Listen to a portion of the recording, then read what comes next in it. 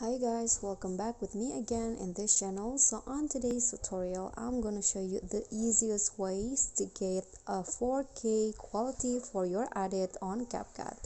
So here actually there are so many ways that you can get a 4K quality, but this one is pretty easy. You can just go to video effects,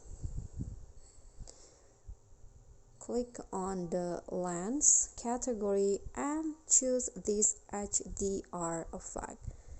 So just select that, and then here you can adjust it to as you want. You can adjust the intensity, the filter,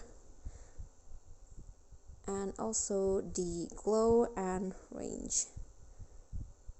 Okay, after that you can just go back if you find the setting that you like, and you'll get that 4K quality video.